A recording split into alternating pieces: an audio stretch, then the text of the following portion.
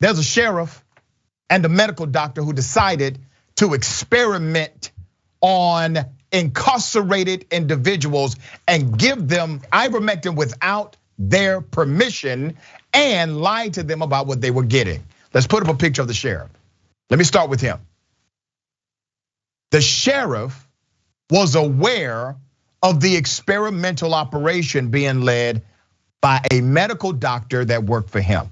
This is extreme and egregious. We covered it when it first happened. Now, here's the update. The American Civil Liberties Union of Arkansas, they have now filed a federal lawsuit on behalf of 4 inmates. More inmates were involved, but 4 inmates signed onto this federal lawsuit who claimed they were given the drug ivermectin to treat COVID-19 without their consent, okay? Now, here's what you're not gonna hear. You're not going to hear all of the people who scream, we're all about choice and freedom.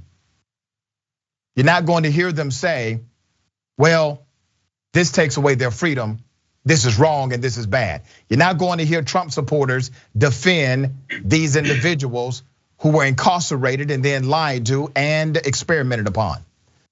The suit accuses the Washington County Detention Center and the Washington County Sheriff, Tim Helder, the picture I just showed you, and the jail physician, Dr. Robert Karras, and the Karras Correctional Health of administering ivermectin to the inmates without prior informed consent as to the nature, content, or potential side effects of the drug.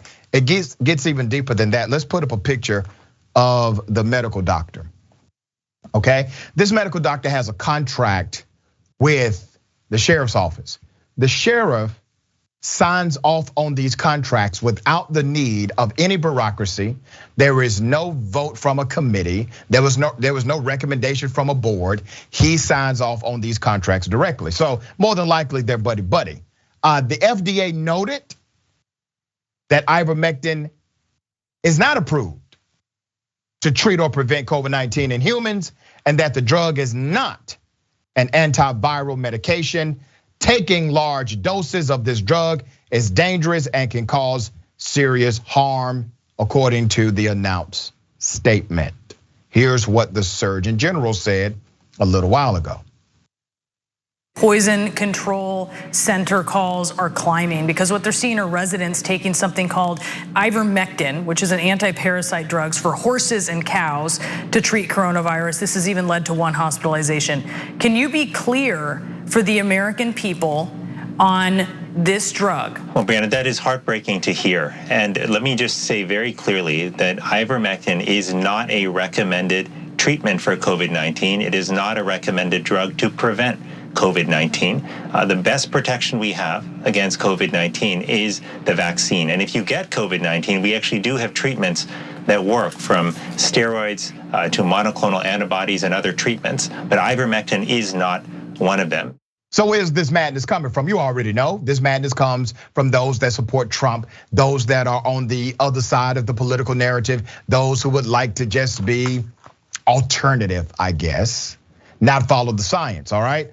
The plaintiffs are Edric Floril Wooten, Jeremiah Little, Julio Gonzalez, and Damon Blackburn. They allege they were deceived over a period of days and possibly weeks after receiving high amounts of ivermectin. Now, this is a lawsuit so far. This should actually be a criminal charge, okay? So right now it is a federal lawsuit, but it should be a federal charge. Here's why.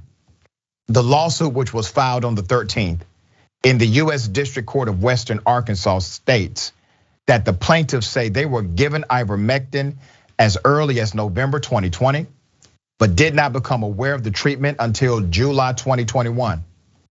Instead, they were told their treatment consisted of vitamins, antibiotics, and other steroids. They lied to them. This is illegal. It's against the law. This should be more than a federal lawsuit. This should be a federal criminal charge. And it's not. You know why it's not? Because they were incarcerated. That's why it's not. Because if your medical doctor would have done this to you, your medical doctor would be arrested. If my medical doctor did it to me, my medical doctor would be arrested. This was a conspiracy, a criminal conspiracy. And because these individuals were incarcerated, they are not being given the respect they deserve. They will get that respect here. August 2021, at a county budget hearing, the sheriff, Tim Helder, confirmed that the correctional health company had been prescribing ivermectin as a treatment at the detention center. He admitted to doing it. The ACLU said in a news release, last year the sheriff's office defended the practice to the local paper, saying that the treatment is voluntary. All of those who were incarcerated denied that. They were tricked, according to all of them. Trae, thoughts? I mean, this is just like over the top evil, in my opinion. But I can't help but wonder, like, if it goes even higher, like you could see some like shady closed door meetings with like high level ultra conservative super PACs or something, where they hatched a scheme to try to prove the effectiveness of ivermectin through underhanded measures, and then somebody's like, well, I don't know, we can just give it to prisoners. I got a bunch of buddies in the prison industry, we'll give it to them. Nobody cares about them. And then we'll see what happens. And if it doesn't work, then who cares? They're still, they're prisoners. Cause I have found I get annoyed by the attitude towards inmates and prisoners in this country on both sides. Frankly, not everybody, a lot of certainly on the right, but I know from having like a liberal fan base that sometimes I've posted stories about prisoner abuse or things like that, and I'll get people that are like fans of mine or self-professed liberals in the comments just not really caring too much, because America's got this really like punitive attitude. It's not about rehabilitation for anybody. It's just about punishment. The whole if you can't do the time, don't do the crime thing. And people just get thrown in the trash in this country when they break the law. And it's one of those things that doesn't get talked about enough, in my opinion. And maybe it's because, I'm from a white trash family with a lot of felonious behavior in it, including from my mama. Maybe that's why I'm more sensitive to it. But like, yeah, I think it's one of those things that gets swept under the rug a lot, is how terribly we mistreat people who end up on the wrong side of the law, no matter, what their crime was, no matter how minuscule or what. It doesn't matter. If you end up in that position, there's not going to be a lot of people who are on your side, generally speaking. We have to start speaking from a position of principle. Here's my principle. I don't give a damn what they did. I don't care what crime they committed. I don't care what they are accused of. I don't care what they've been convicted of. I don't care.